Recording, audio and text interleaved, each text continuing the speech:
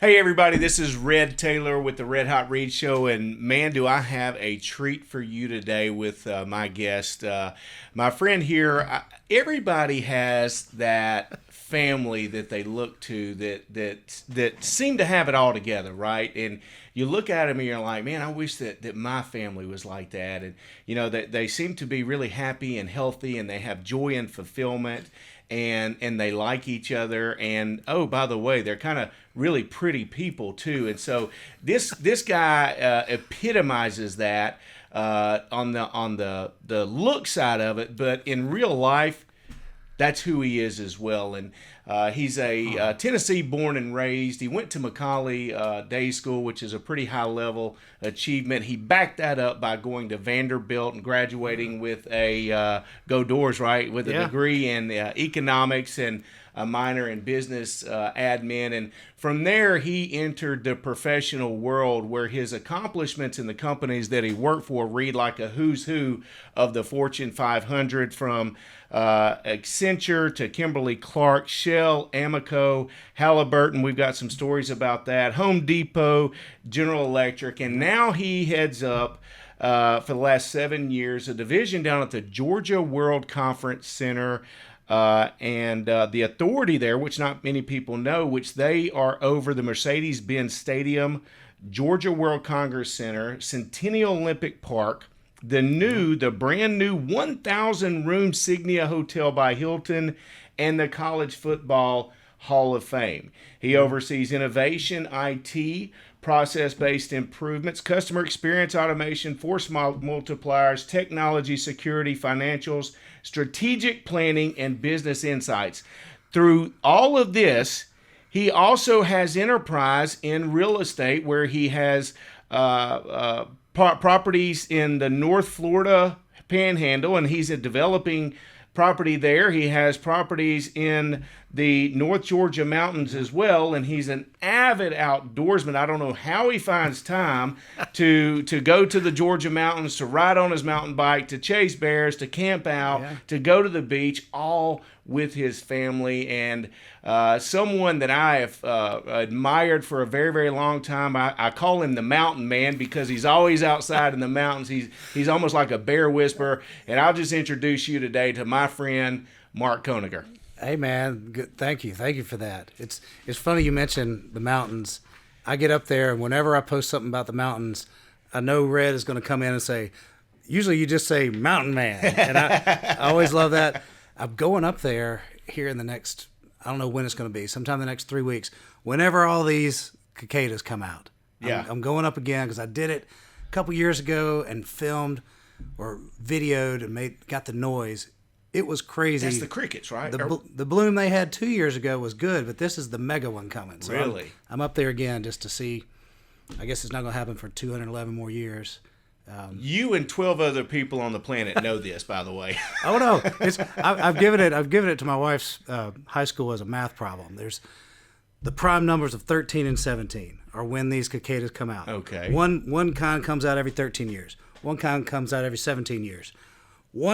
There's a math problem that says if you put all those in a row, once every 211 years, they're going to come out on the same day. That's crazy. And then you got double cicadas, and I'm going to be there for it. So it's going to be like an absolute world-class symphony of cicadas. I heard the decibels. My Apple Watch goes off every once in a while. I might be running a leaf blower or something. Yeah. And it'll say, you exceeded the dB rating for 20 minutes. You're going to hurt your ears. Supposedly these cicadas are going to be at the ear hurting level. Wow.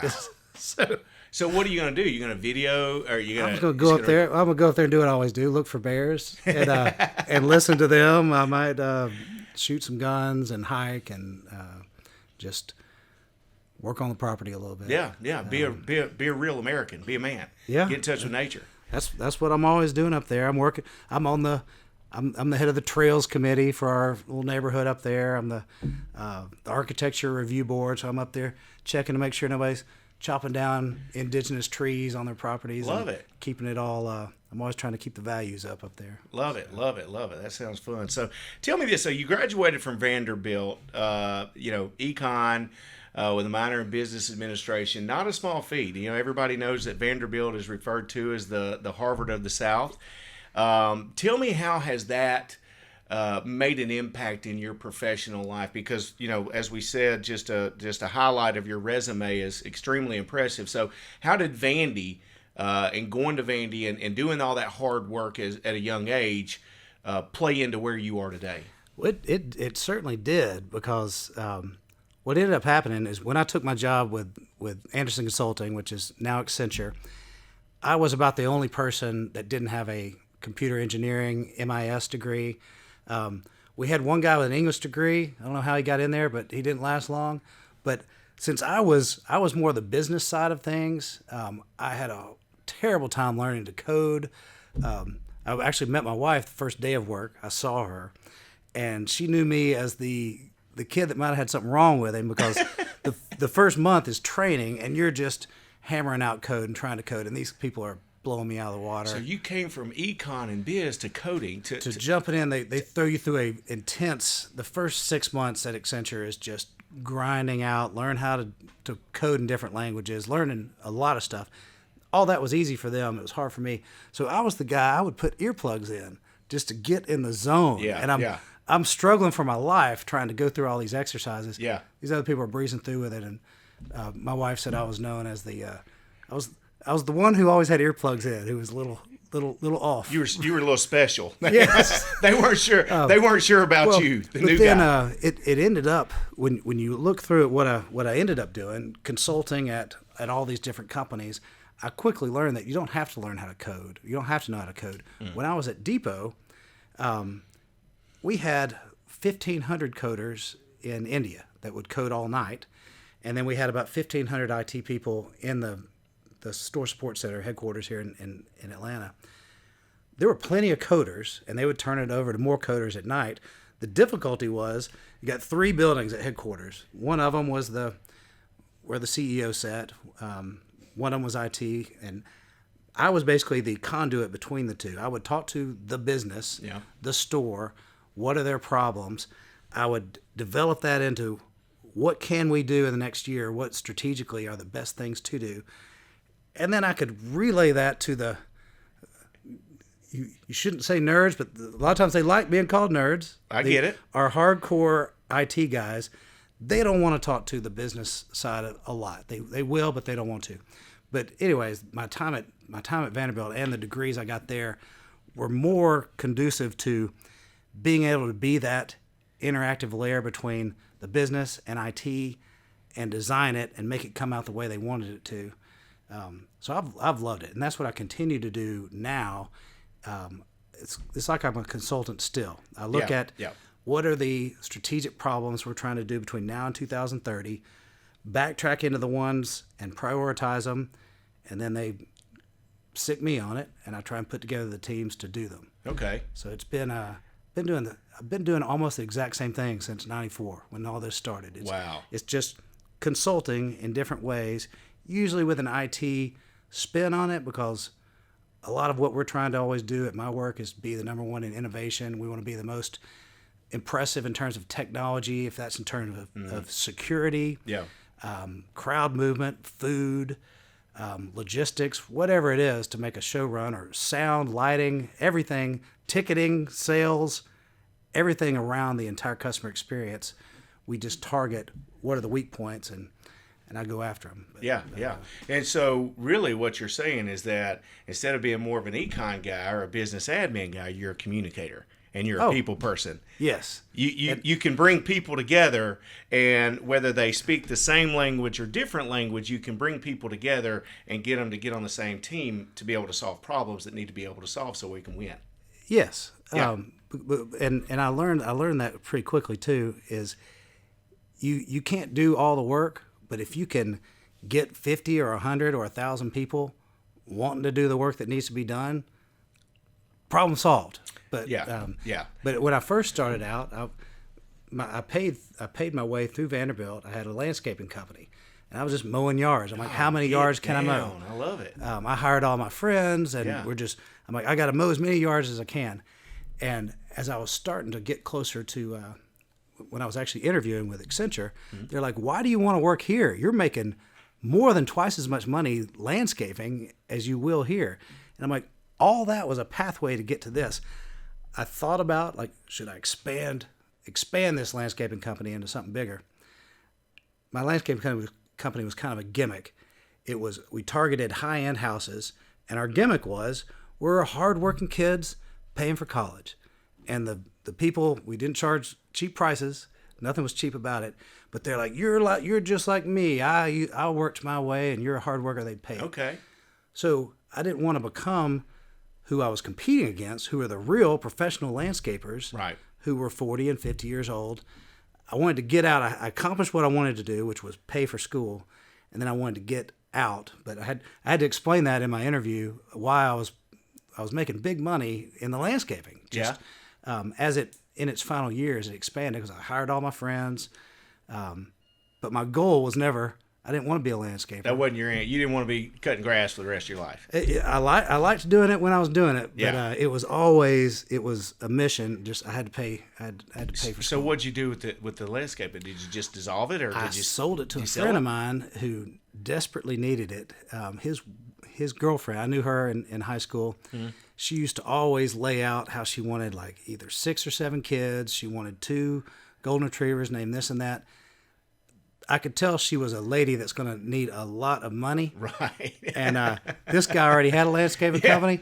I handed the whole thing over to him and said, "Good luck." And he's still with her to this day. 6 kids and 2 golden retrievers. She was, he needed that landscaping So company. I helped him out. Purring like a kitten. I love it. So, she had a career path plan, kind of like you had one, just in different directions. Yes. She didn't know how she was going to get it, but that landscaping extra, I think, about doubled his business when I handed him that. Well, that's good stuff. Good stuff. So, you're in your career path. Like I said, it kind of reads like a who's who of the Fortune 500 companies, working for all these great organizations. Some of the largest companies on the planet. Have you noticed anything intrinsically that is similar within these organizations, within these companies, that has enabled them to scale and to flourish and to grow the way that they've grown? I would have to say it's the main thing that I've taken from Home Depot into my new role. It wasn't my title when I came in, but I've come to embody and try and hog the customer experience title. Like I think I went to HR one time and said, I should get a title. I should be VP of customer experience. And they're like, well, you're in charge of technology and innovation and business intelligence. I'm like, yeah, but it's all related to customer experience. Right. Home Depot ingrained that into me. That was we lived and died by surveys going out to customers. It was the voice of the customer was the name of the score. And if your store was doing well and selling better than other stores, had a good margin, your operating costs were low, didn't matter if your voice of the customer score was bad. So it's actually why I'm going out to this company in May. I'm going out to speak at the Qualtrics conference in Salt Lake. Right. Qualtrics is a customer experience company. I use them in my work to survey customers, get their feedback. And we basically try and drive everything we do off of that. And anytime you think you're doing okay, you can always kind of siphon through what everybody's saying. What are your trends over the past few years? Where are your strengths? You got to keep them high, and you can always target a few areas. Like, does the food always have to be bad, or can we we do something about it? Yeah.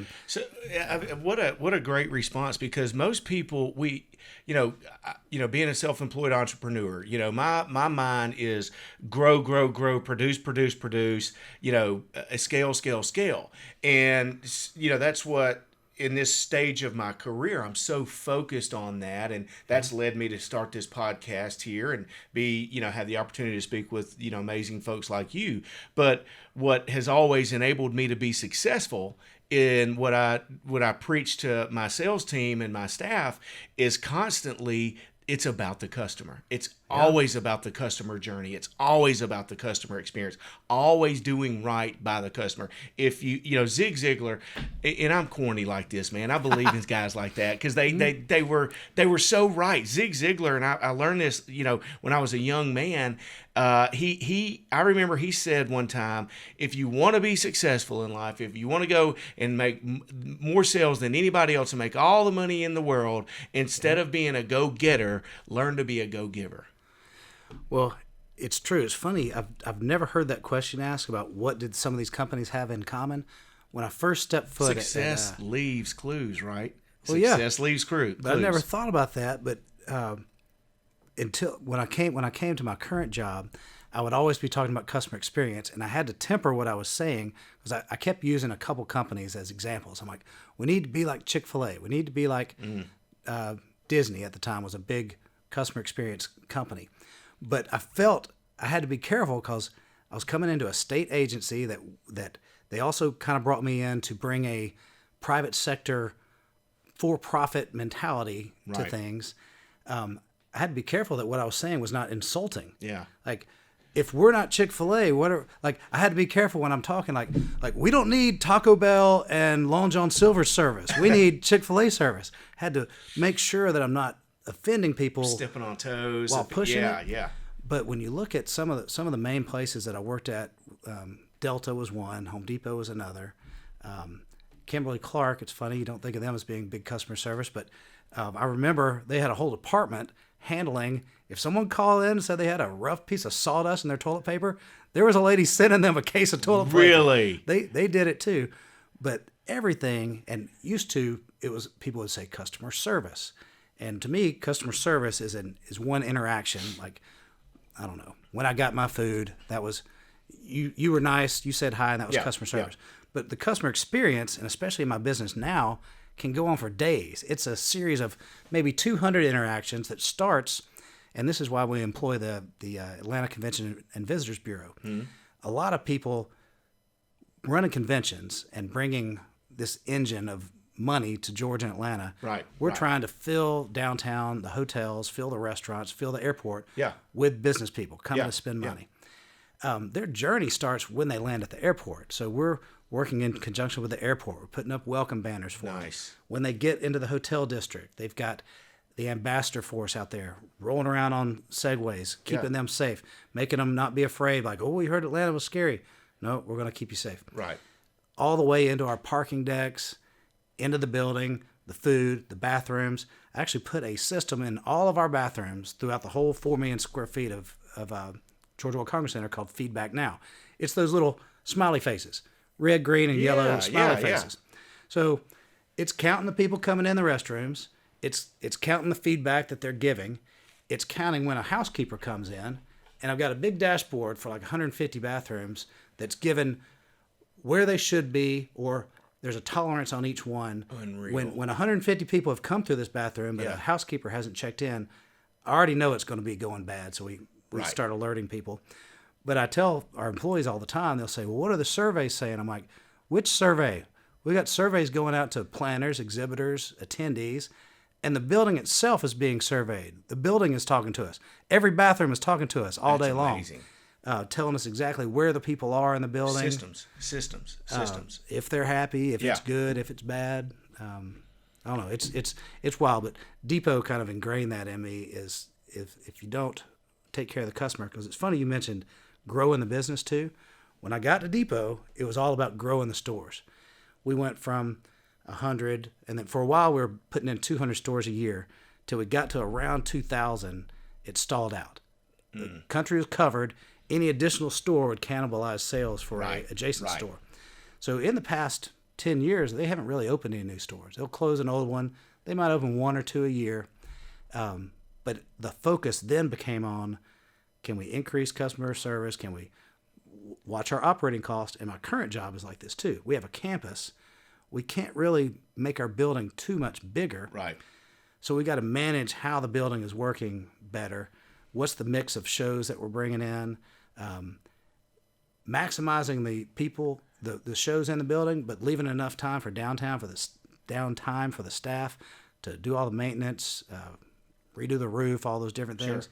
it's been a balance, and can't just grow forever. Now we're in the more painful phase of keeping the cost down, getting the profit up, which is, it's hard to get the profit up because customers, they don't like hearing, rent's going up, electrical costs is going up. That doesn't resonate with them. No. Yeah. We got a good sales team. They try and do that. So let's expound on that just a little bit, because we're talking about some of the largest, infrastructure, in America, when you're talking about the Georgia World Congress Center. It's a full city. Yeah, it's a city within itself. You're talking about Mercedes-Benz Stadium, Centennial Olympic Park, the College Football Hall of Fame. All that. So let's talk about the amount of people, just the sheer volume of people, and tell us a little bit about how that works. How do you move people movement? How do you protect those people? How do you make sure that everything is operating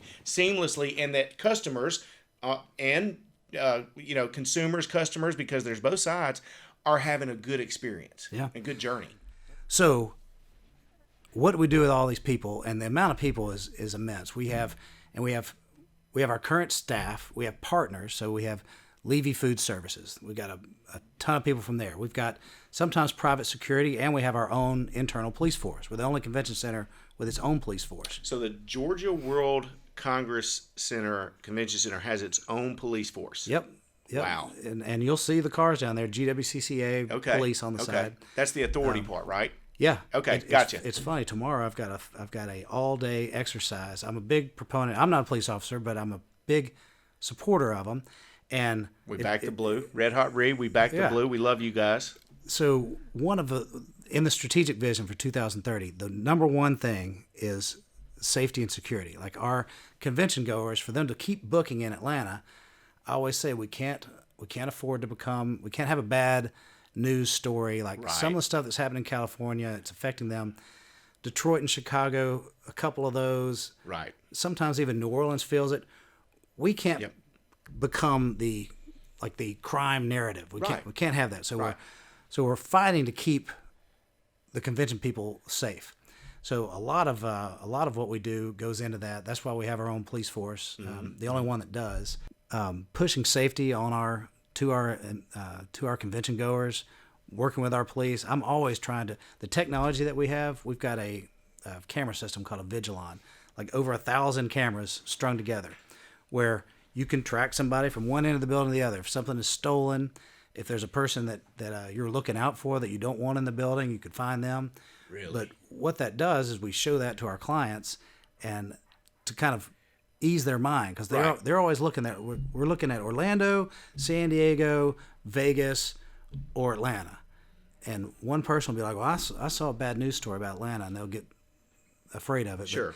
So that's one thing. Is this is how we can keep you safe and ensure that you guys are going to have the maximum level of security there is. So this is where I got thrown off, what I was trying to remember. So tomorrow we've got a thing called the CERT team, the Civilian Emergency Response Team. Okay. And I just got certified along with several other people.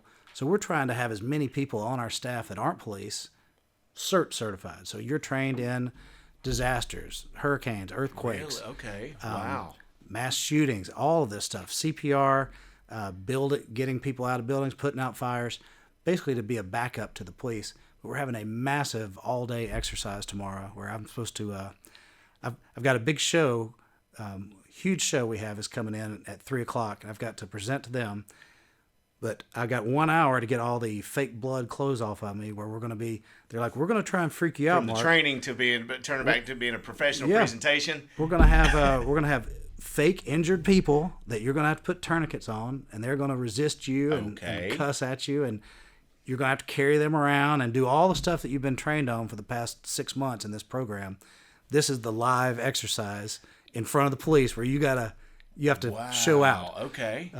So they said, bring different clothes because you're going to get fake blood on you. Because they want to freak us out a little bit. It's training. It's real. They want to make it as real as possible, I'm sure. Yeah. The shock value is what's going to ingrain that, that training inside you. And so with all those people, I would imagine that you guys have, some terror risk and some real danger down there as a risk factor, right? Yeah. Like one of my biggest nightmares is like the Ariana Grande bombing at the Manchester Stadium. So we have our own bomb dogs. Yeah. For Super Bowl, we enlisted like 60 different bomb dogs from around the country that came. I actually, where we're having the exercise tomorrow, I actually set up an RV. Myself and one of our IT partners had RVs where we had a crew on site to kind of make sure the fiber, we were responsible for the fiber running the broadcast of the Super Bowl for the world. If that went down for any reason, can you imagine the lawsuit we would have? Oh my gosh. Let's say the transmission goes down for 10 minutes. Yeah. People that lost their commercial they paid for or whatever. We would never get the Super Bowl again. Dude, I was listening to a podcast this morning, and they were talking about the Super Bowl halftime show and how, for instance, Rihanna, the performers, Snoop, Usher, they don't get paid to do that. They pay the money to go do that halftime performance. Now, and paying that money and making that investment, I think one of the folks said that Usher's sales were going to go higher this year than they did on his highest selling album of Confessions ever. So that's how valuable from a financial perspective and economical perspective that airtime is. So if that were to go down, that would be absolutely devastating. Well, I'd forgotten about Usher until he came out. Now he is top of mind. Yeah. But safety is always the biggest thing. We train for it. Like we're not just going to pretend that there is no terrorism. Our police force is training for it. You're on it. I'm training for it tomorrow just to be That's cool. extra hands helper. Yeah. But man, it is fun getting a little insight into some of the things that they go through. Like for Super Bowl, for instance, they call that a tier 1 like national security event. Okay. So they bring in Homeland Security comes in, FBI comes in, everyone comes to help with that. Like our whole campus was basically fenced off, roped off. It was covered. It was amazing. We came this close to landing, I think, the Democratic National Convention for this year. We lost it to some other city, but they were like, that's going to be even worse than the Super Bowl in terms of security. Wow, yeah. The week before I started at my job, we landed the NRA National Convention. And so I came down for it anyways, just to check it out. But that one was top security because, in Georgia, in I think at the time in a state building, you could bring guns. So at the NRA convention, everyone was allowed to bring their guns. It went really smooth. Security nightmare. Can you even think? Oh, it was nuts. Well, the funny thing is Trump was there. Yeah. If you paid, I think if you were like 100,000 or more donor, you got to go to this private party, and it was Trump. It was called I think it was like cigars and whiskey, and it was Hank Jr. was the headliner, and Trump was coming. That's hilarious. And the building was so. Sometimes we have Trump. Sometimes we have the Democratic National Convention. Apolitical. Oh, yeah. Which is the way it should be. Sometimes Amazon comes and we take down all the restroom signs. We take all the men and women signs off, and we put the non-binary. It's kind stuff. of like everybody. It's a free for all. Wow. Everyone allowed in every bathroom. Wow. I will have to say that I'm not necessarily in approval of that here at the Red Hot Read Show. I do believe that there are two genders, and men should go to the men's restroom, and women need to go to the women's restroom. So, and that was for my restroom system. It throws that off because normally for a convention, I have stats on past shows. I'm like, well, for this show, it's normally about 82% men, this percent women, because I've got counters counting everybody in there. So we staff the male and female staff attendants. When Amazon comes, we don't really know what to do because the poor housekeepers are used to having one gender in there. For Amazon, it's just it's wild. But that's a different deal for sure. That's kind of out of the norm. We don't always do that. So I told everybody you're the most interesting man alive, and so I got to hear this. You worked for Halliburton, and we all know guys like me. I'm 51 years old, so guys that are my age and older, we remember the name Halliburton, and we associate it with a guy named Dick Cheney, who just so happened to be the Vice President of the United States under George W. Bush. And I was wondering, did you ever have any interaction with Dick Cheney, Vice President Dick Cheney? Yes, so I got pulled straight over to Halliburton, where he was. I walk in and there's big paintings of Dick Cheney on the wall, and this guy, just watch out for him. He's a hard ass, and I guess I was a little too outspoken in the meeting. This would have been like 97, 98, so I was about 26 years old. Yeah.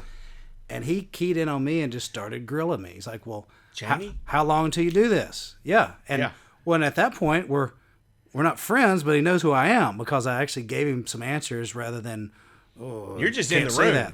Yeah. Yeah. Well, I'm presenting, and he got a hint that I was excited about the project, and instead of being one of the higher ups that would tell him, "Whoa, we got to think about that. It might take 6 months. We need another $10 million." I was like, "Yeah, we'll start on it tomorrow." And I became his kind of go-to grunt. Wow. Which was, I got in trouble for. They said, they were like, "Don't talk to Dick Cheney. You be quiet in the meeting. You present." I'm like, "Well, he wanted to talk to me. I want to help." But it's funny. I've got a habit of doing that. It doesn't always turn out as good as that one did. I think I was telling you earlier, I did this to Ted Turner. We were talking about Macaulay School. Ted Turner went to Macaulay and was quite a little troublemaker there. And he came back my senior year. That. Well, he comes back to give some type of speech at the end of the year. And he gave $25 million to the school. The school is it's he really gets to give incredible. all the speeches he wants for $25 million. Yeah. Yeah. So he gave $25 million. He's given his speech, and I didn't know a ton about Ted Turner other than stories from when he was at the school causing trouble. And he's going on and on about population control, about how you shouldn't use air conditioning, you should have the smallest engine car, you should conserve energy. And it was question and answer time, and I said, "Ted Turner, so you live in Atlanta, it's super hot. You're telling me you don't have an air conditioner in your house, and you're telling me you don't drive like a V12 Mercedes?" And the dude turned red, and he went off. No way. And he was right. You're in high school, spoken like a I was 18. cocky, know-it-all high school kid. Yeah. I'm just like, "So you're telling us all to get small engine cars?" And he's like, "For your information, my place in Atlanta is cooled by a swamp cooler." I didn't know what a swamp cooler was at the time, but it's a weird way to cool your house using a bunch of water. Okay. And, some people in Florida do it. And he goes, I designed my entire house to use very little electricity, especially cooling. And my car is sitting outside. I custom ordered it from Ford.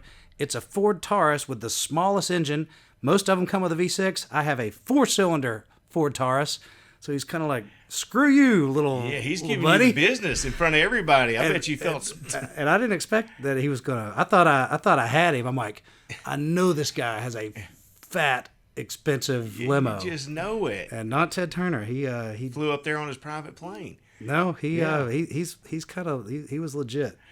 So with that, you're going. Let's go all the way to the other side of this thing. You're going out to speak at the convention here in Salt Lake in a few weeks, and I think there's another little known personality that's going to be speaking there. One Miss Michelle Obama. So Yes. you're going to be speaking in front, before, or after. She's first. The former first lady. So this is how Qualtrics always goes. The last time was Obama and Oprah. Actually, that Okay. was 2 years ago. Yeah.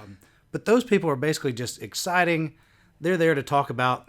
They're there to make everyone get there at 8 a.m. for the Attention big grabbers. session. Yeah. And get them all out of their hotels to the place.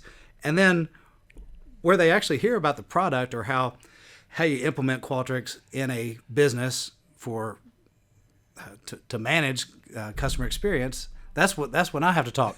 But it's just all a trick. It's kind of like if you're going to buy a timeshare, you got to listen to the guy for an hour, then you get the prize. This is the opposite. You get the good entertainment speakers, and then you get to listen about. They're hoping enough of them stay to listen to the actual presentation. And this is how every convention is. Like, I'm in the convention business here. It's bands, comedians. Nick Saban was at the building the other day. But everyone wants to hear about what Nick Saban has to say. But it's just a fun entertainment to make the convention about supply chain more interesting. Right. So, yeah, that's to get people there to listen to it, to attend. So I want to switch gears because I mentioned earlier that I've admired you for many years for your family, And you and Rachel have done what I feel like is a phenomenal job of having one of those families that everybody looks at that knows you and says, man, those guys are truly happy. They're truly passionate about each other. They're, I think you don't know this, but it made a massive impact on me probably 10, 12 years ago. One day, you and I were hanging out at the ballpark, and Rachel called you, and I had just happened to look over and see your caller ID for her, and it had her name as Honey Bunny. Oh, it's still on there. Yeah. She calls That's every awesome. day. That's awesome. Now, how many people do you know that have their spouse's lovey nickname on their cell phone as their caller ID? And that's what I'm talking about. And so, and you look at Mags and Mabe, and they're both, graduating Georgia right now. Mabe seems to be heavily involved in ministry. Yeah. And Mags is got him a job already, about to move out to Dallas and go into corporate insurance. And if I had to guess and put $100 on it right now, he's going to be highly successful. Oh, he's going to do good. Yep. And so what I first and foremost, I commend you on that, brother, because that to me is, and I know it to you, is probably life's one of your my number greatest accomplishments, your number one priority, and you've placed so much emphasis on it. And what I want to hear today is tell us, what do you believe? What are your beliefs? What are your practices? What as the leader of the family? Because in order to have these types of families, somebody has to lead them. And you've explained to us how you're in leadership. You're a natural leader. Mm-hmm. You've taken to all of these companies and all of these positions and all these people, and you've automatically sprung into leadership. So I know automatically that you're the leader of your family, and you're obviously a leader worth following. So tell us how you do it. What is it? And where does it come from? Is it just an innate desire of yours? Is it from your parents? Is it something, because so many people right now, I feel like, are just struggling with with life. Yeah. I mean, and you look at us, we live in a world in America where we have 50% of marriages end in divorce. Mm-hmm. I'm a part of that statistic. I've got a failed marriage. And it's something I'm not proud of, but I'm a part of the statistic. And then, on top of that, we look at so many families that are still married. The other 50%, how many of them are really happy? Yeah. How many couples do you know that are truly happy? How many couples do I know that are truly happy that we like to go spend our time around, right? Yeah. And so one of the things that I think is so important for young people, especially young couples, if you want to have a successful marriage, you want to have successful relationships, find people like the Koenigers that have successful relationships and attach yourself to them. Get around them. Spend time around them. Look and see what they're doing. Ask them the questions. What steps did you take to find health, joy, happiness, fulfillment? All those things that are so important that not enough people are placing maximum value on right now. Well, that is basically where you got to put the maximum effort. And it's funny. Sometimes people will say, well, you're so lucky your kid was behaved or did this or that. I've worked 5 times harder on the family than ever in work. Like it's work is here, and family is always way up high. Man. And I think that's maybe when they see that, or maybe just time spent. People always tell you not to be like your kid's friend, but like with my son, we're best friends. Yeah. Can't do anything about it. And we like the same things. It's funny, it popped up on my Facebook 13 years ago. He's got boxing gloves and he's banging on the boxing thing. I'm so happy now he's doing that on his own. He's joined a expensive gym he's paying for in Athens, boxing just under the professional level, just because he got excited about it.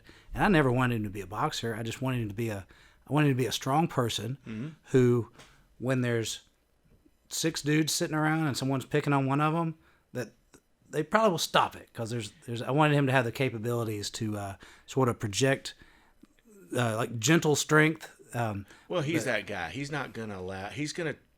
Mags is a person, and I think that something that I'm proud of my boy as well, and their friends, Mags and Grayson are. it's kind of like us, we said that we hadn't seen each other, hadn't really gotten together in so long, and here we are today, and we pick right back up. Exact same. There's a bond that's created among people who spend a little time together and who have these kindred spirits. Your heart is like my heart, and our minds are, in similar places, and so we have a mutual respect and adoration for each other. Mags and Grayson played on the same teams for a few years together, so those guys see each other, bam, they're right back. But Mags is the type of person, probably much like his father and maybe more like his mother, that is going to protect the weak. Yeah, no question. And I get told all the time by Rachel that Mabry is not as easy to deal with. Mag's easygoing, and Rachel tells me all the time, Mag is me, Mag is her, and Mabry is me. She's strong-willed. She's more hard-headed. And it's funny, you talk about some people ask me, how did Mabry get in? Right now, she's the director of guest services at Athens Church. And I think that's coming to an end here. Her contract ends sometime in the next couple months. And she's wanting to do something else with her degree, but most likely in churches. And people are like, how did Mabry get so into church? It's like, did you take her to church every day? I'm like, not as much. I went to church every day from when I was born until I was 18. I went to a religious high school. Right. And I was kind of over it to some degree. I'd had plenty of it. My wife, weird story, her mother and father were a nun and a priest. What? Off in Peruvian mountains. They were a nun and a priest. They were both troublemakers too. They met and they were like, we need to be living like the indigenous people. We don't need to be spending all this money on fancy buildings. And they were troublemakers. They met, basically fell in love, had to be removed from the Catholic Church, came back to the United States. They were married within 90 days of meeting each other and had Rachel. So they weren't real into raising Rachel with real strict church doctrines, but they would raise her in the principles. So she caught a fever later in life, wanting to know all about church and religion. Sure. So I got kind of brought back into it. I was like, I had enough church, but then she wants me back in there. And this happens a lot where you'll see a lot of times it is the wife that they shouldn't be responsible for it, but they're the ones that, and there's jokes about it, but they get you in there and they make you go. And I guess she got us to go enough that it planted some seeds in Mabry, and now it's her life's work. She goes on mission trips all the time. Wow, that's phenomenal. But what you said though is that your wife Rachel led you and the family back into church, into the spiritual awakening. More maybe not that it wasn't there to begin with, but you had the wisdom and discernment to follow your wife at that time. Oh yeah, and to go with her, where so many of us men are, honey, I'm going to play golf. I'm going fishing. I'm going to do. I got yard work on Sunday morning. I got the ball game coming on at 12 o'clock. The Falcons play. They started whatever. Yeah. So y'all come back. I'll catch it on. I'll catch it online. Okay. Yeah. You know what I mean? Something along those lines. And that throws, wedges in those relationships. And so so as an example to other men is, maybe one of those things that we should do a little bit more is maybe pray for wisdom and discernment so that we know when to heed the calling to follow our wives. Yeah. Well, it's funny when you were talking about what have I done with the family. Yeah. To make X, Y, or Z happen. A lot of it falls back on Rachel. And I actually, a buddy of mine told me this way back when I first met my wife. I met her and I fell for her real quick. And we got married when I was only 24. And a lot of my friends were like, what are you doing, dude? And I was like, you don't understand. This is a special thing going on here. Yeah. 90% of the credit to Rachel, because I got kind of lucky with a person. I have a certain personality. Mm-hmm. Me and my daughter, we both have it. Yeah. It's not the easiest one. It takes a special person to deal with it. And then we got my wife and Magnus, who are basically the exact same. They're just, they easy. Roll with anything. Easy. They don't get upset or flustered. Yep. They don't start arguments. And I'm glad I went with what I wanted to do. And I've watched so many people. I'm like, if you would have known, you gotta pick the person that's compatible with you like that, because it's made everything so much easier. And Yeah. I don't know how. One thing about Rachel that I know is that I've never seen her ever without a smile on her face. No, you won't. I have never seen Rachel without joy, what appears to be joy in her heart, and outwardly pleasant disposition that people are just drawn to. And, that's another thing that you guys have been blessed with, is your family has beauty. You're all pretty people. So, and your health, and I think that it's very obvious that you guys, your health is very important to you. I noticed that over the past few years, you took a really strong turn into placing your health as an important factor in your life. That's why I keep my old badge. Oh, this guy. When I was up around 250. Oh, 250. Yeah, I cut it down. You should have renamed him just 250. I keep it so I can show people sometimes, because like right now I'm back about 20 over my peak fitness that I got to. Right. So I'm having to dial it back down, but I never. They're always like, Mark, why do you keep that old pumpkin headed looking picture of yours? I'm like, because it's a reminder I got to not get that big again. Yeah. So tell us, because I know so many people have such a struggle with their health. I mean, we live in a country with so many folks that are just overweight and obese, and nobody has time to go to the gym, nobody has time to work out, nobody has time to lift weights. And so from a man who has an absolutely demanding career at work, who has hobbies that take time, and never see you when you're not outside, either in the woods chopping wood, chasing bears, shooting a gun, riding a mountain bike, or down at the beach.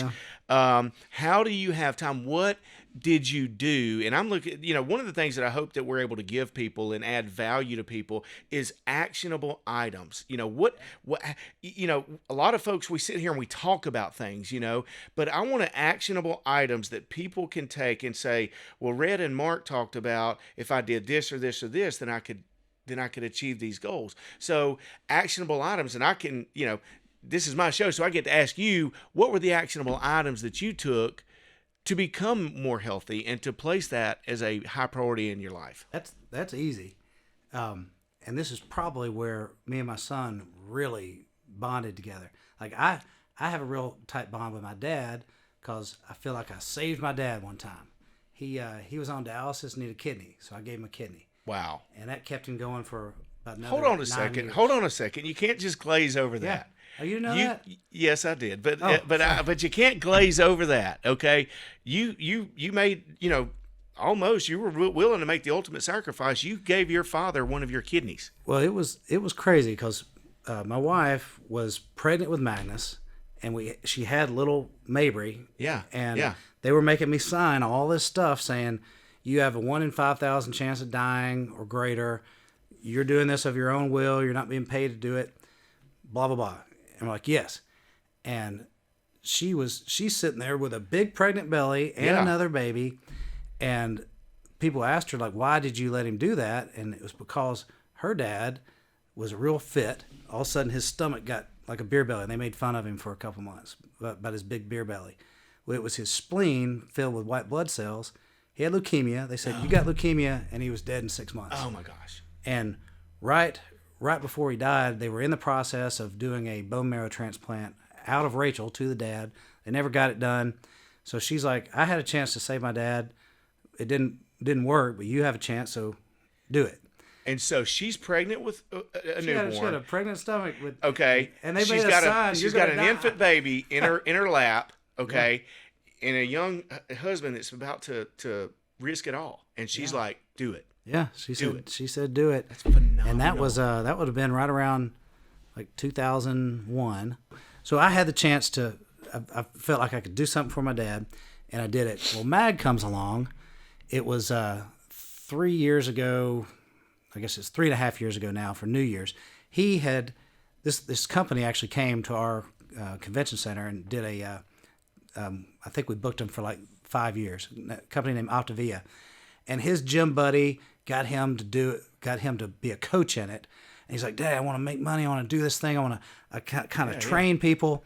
And I'm like, this sounds stupid. And he goes, well, I want you to be my first client. He goes, we're going to get you shredded. And I'm like, I'm a businessman. I don't need to be, there's nothing shredded about me. I don't have time to be shredded. I don't have a reason to be shredded. That's not my goal. And he's like, if you're my first client, that'll just get me going. And you can be kind of like an advertisement for how this works. And I'm like, fine. So I start on January 1st at like 250 pounds. He drops me to 200 pounds quickly. Yeah. Like real quick. And then I stayed at 200 until about 10 months ago. And I started getting off of it a little bit. But, Right.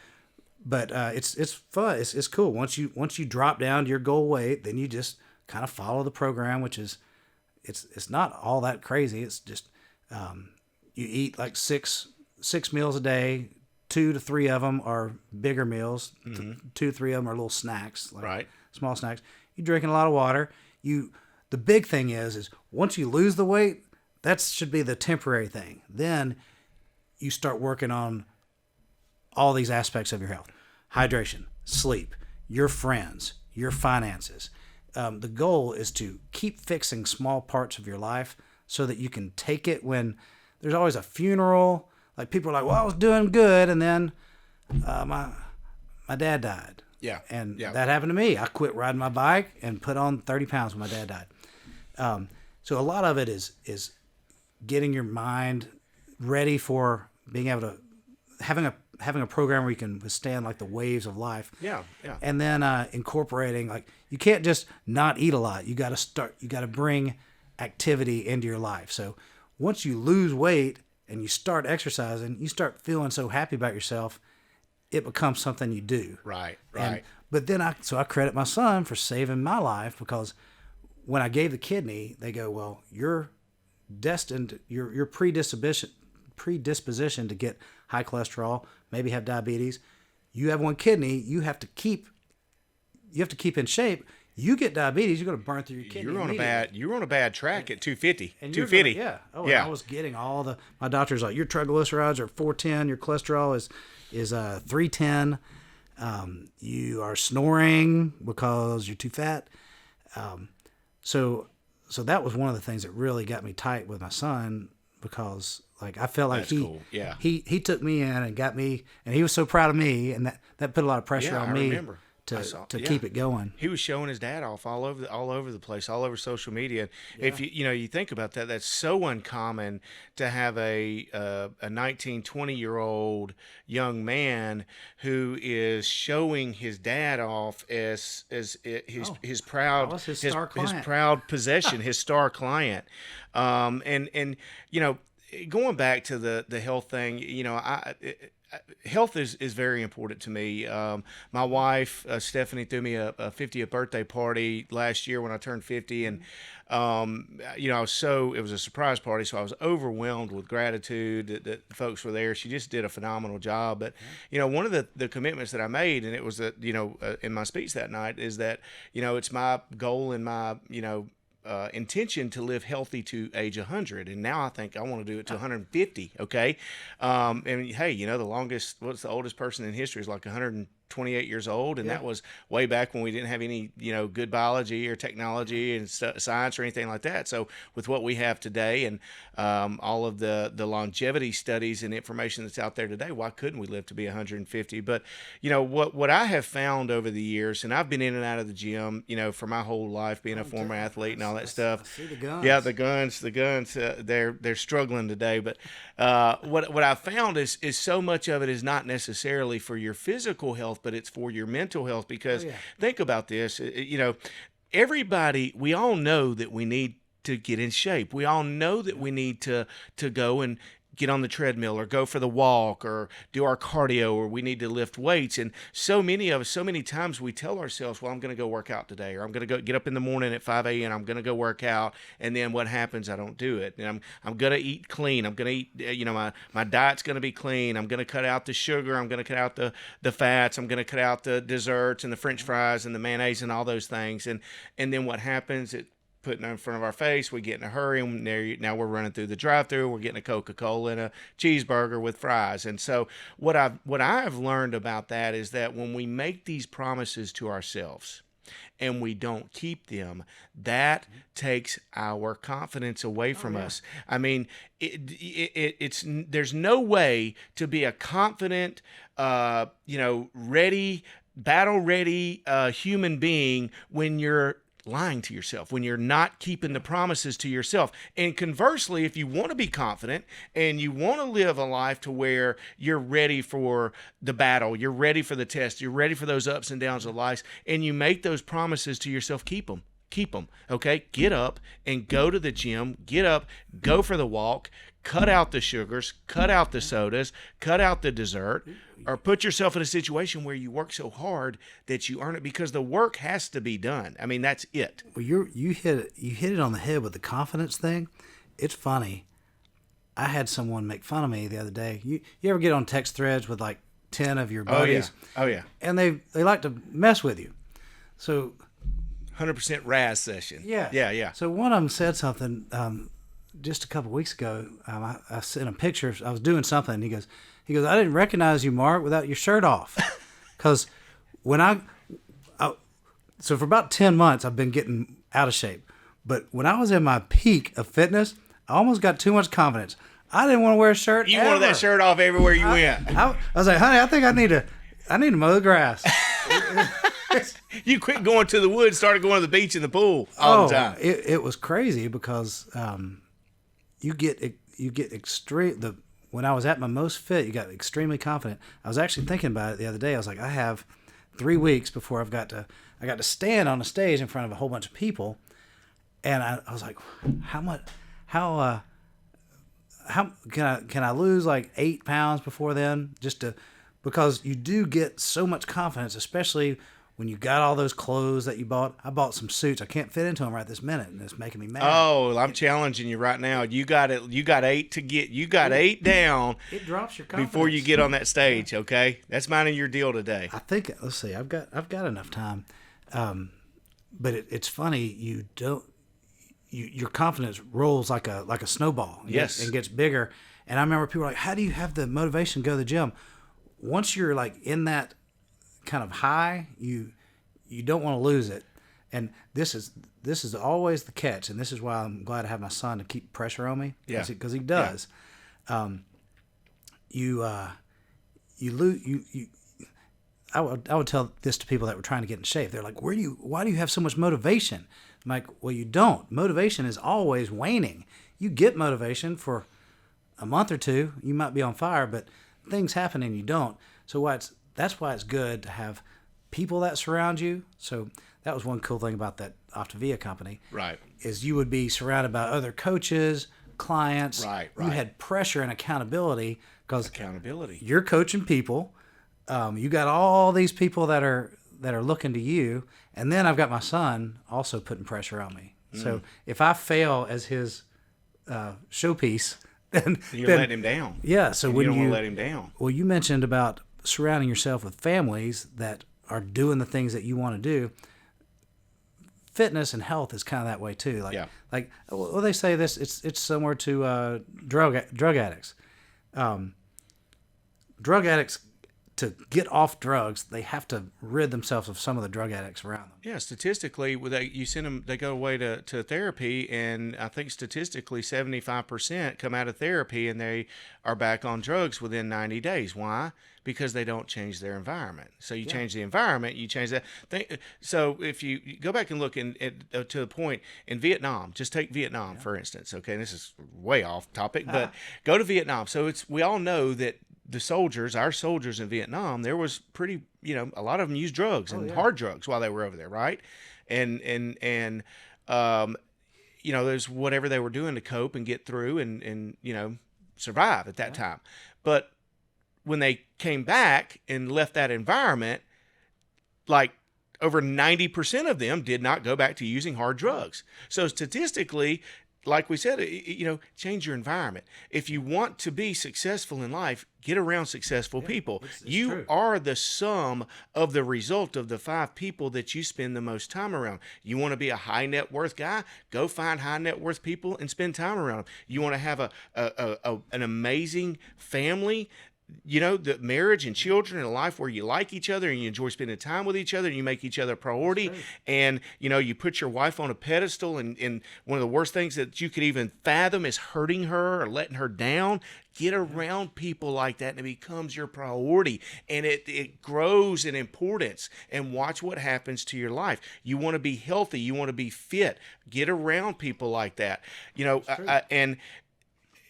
for me, it's become a non-negotiable. Okay, I'm gonna go to the gym. I'm gonna get my cardio in. I'm 51 years old. I've made it in my mind that I'm gonna live to be 100 unless a bus comes and hits me. And I don't know why. I don't know why I got that, because nobody in my family. I come from a family full of heart disease and cancer and diabetes and strokes and all that kind of stuff. So, but something I don't even know where it came from. But that's what's going to happen. There's no ifs, ands, or buts about it, okay? Unless somebody shoots me and kills me, I'm living to be 100, and I'm going to be healthy all that time, okay? And so that's my non-negotiable with myself. I've got to go and chase that, okay? And if you hit the nail on the head, though, about putting, when you've got more examples around you pushing you that direction, it's accountability. It makes you where, like, if it's the reason I keep this picture, like, you need a little pressure, because your motivation isn't permanent. It doesn't stay forever and ever. Yeah. Like in a perfect line, it goes up and down. The motivation is inconsistent. So listen, man, it's been such a joy having you today, and I know that our conversation is going to bring so much value to everybody who listens. And one of the things I want to end with off of all this, from someone whose accomplishments are as extraordinary as yours, the happiness, the joy, the fulfillment, the wealth. What advice would you give to your 22-year-old self that's coming out of college, that's entering into the world? Even if you didn't go to college, if you're out there doing a vocation and becoming a welder, if you're in here running the camera crew for the Red Hot Read show, if you're in sales, what advice would you give the young people out there on how to duplicate a life well lived like yourself? Oh, yeah. I've thought a lot about this lately, since my son graduates May 24th. It's coming up any day now. And I'm so happy I get to see both of them. They're coming in town for 85th. I don't know if you remember Guy, old grandma. Yes. Her 85th birthday. Never seen. Is it yours? It's Rachel's mom. Yeah. Rachel's mother. She's at every Never game. seen Rachel's mother without a smile on her face. Yeah. Well, they're graduating. Maybe graduated in December.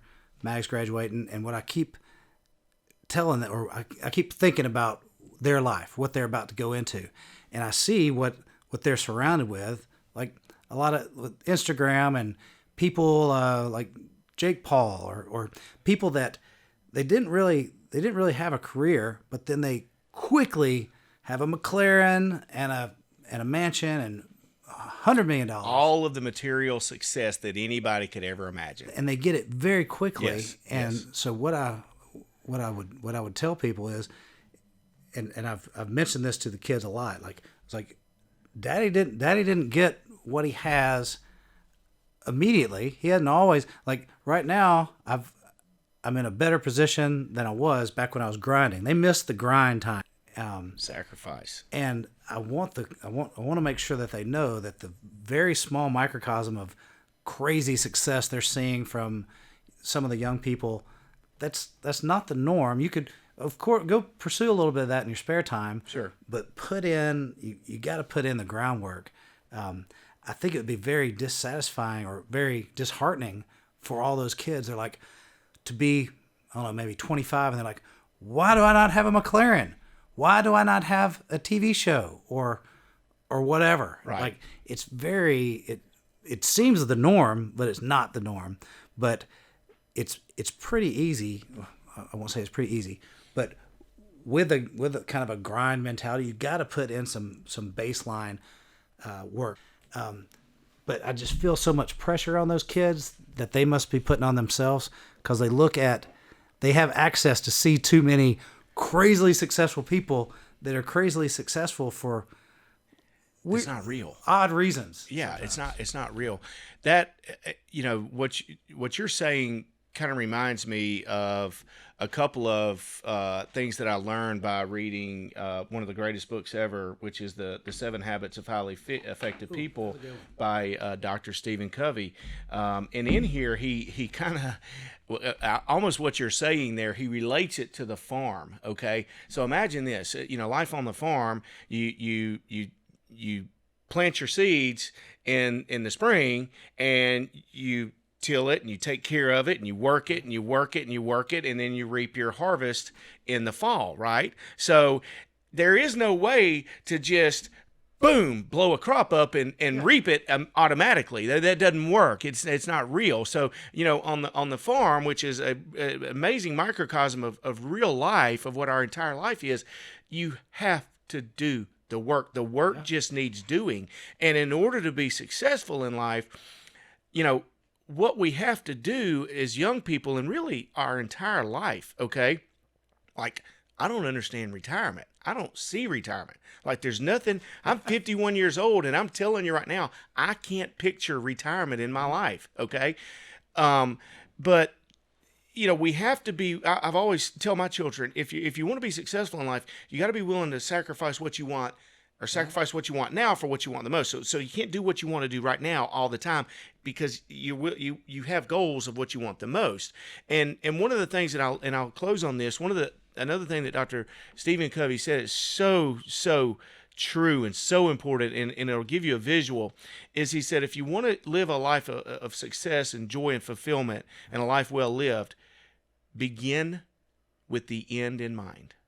Okay? Think about this. When you got in your vehicle to drive here today from downtown Atlanta, you put it in Waze, right? Yeah. Or Google Maps, right? So you began with the end in mind, and so it kept you from making what? Wrong turns. Yeah. Okay? So imagine if we were able to take our lives when we're young, and we just stopped for some time, and we were able to think and reflect and ponder what does it look like when I'm 60? Young people can't see 60. Vince, can you see 50 years old? You can't see 50, can you? Huh? You can't. But what if you could? What if you could see 60? What if you could see 75? Where do you want to be? What do you want your life to look like? Do you want to be sitting on the front porch with your wife in a rocking chair next to you with a cup of iced tea, with your kids and grandkids out there, and everybody being happy and healthy? Well, if so, if you can begin with that vision in mind, or do you want to be, Donald Trump and be the president, whatever, and taking on the whole establishment and the Department of Justice and slinging, deflecting bullets all over the place, or whoever, whatever. Okay. But, those are keys and roadmaps, I believe, to help folks, young and old, to be successful. Because even now, if we wanted to, we could stop and say, well, what do I want the end to be? What do I want the end to look like? And how do I go about doing that? And so, if we could get those ideas and those principles and those visions in our mind, in our life, and in our soul, then, man, you automatically take steps to it being and moving towards those ends and those goals. Well, and last point on that topic, because I haven't shared this book with many people, but I love the idea of it. It's called The Luck Book. It's green. It's got a shamrock on it, but it is such a cool book. It talks about, so you have these dreams and things you're trying to do. It kind of lays out the philosophy of creating your own luck. It's kind of the process of, you get this vision, this long-term vision you're talking about, and then there are things you can do to push your luck in the right directions. Like, how did you ever meet that person? Well, there's a process sometimes to meeting those people. And it's kind of cool. You get the vision, and then you also start on the process of modifying your luck to increase your chances to do those things. Yeah, I love it. No, I love it too. I think it was Einstein that said that every great accomplishment began merely as a thought. So as we think, we go, we believe, we do, we achieve. So, brother, I just want to tell you, man, I appreciate you being here with me so much, man. You're a good man. You got a great family. And I love you guys. I can't wait to watch Mag and Maeve grow and what they do and how they rock the world, man. I know they're going to accomplish great things. So I'm so glad to have met back up with you after all these years. Yeah. Like we said, it seems like I've seen you all the time, but I haven't. I've seen you virtually. But Yeah, that's the good thing about social media, right? Is we can kind of keep up with each other online. And I'd like everybody to know, just do me one big favor, if you would. Great big favor is, I don't run ads and I don't accept sponsors on this show. And so the only way that it's going to get out there is for people like you to go and share it with someone from wherever you got it on Apple or Spotify. And maybe if you would, just give me a rate and review on that. And if you'd share it with somebody, man, it would mean the absolute world to me. And you never know, it could possibly mean the world to someone else. So until next time, I'm Red Taylor from the Red Hot Read Show.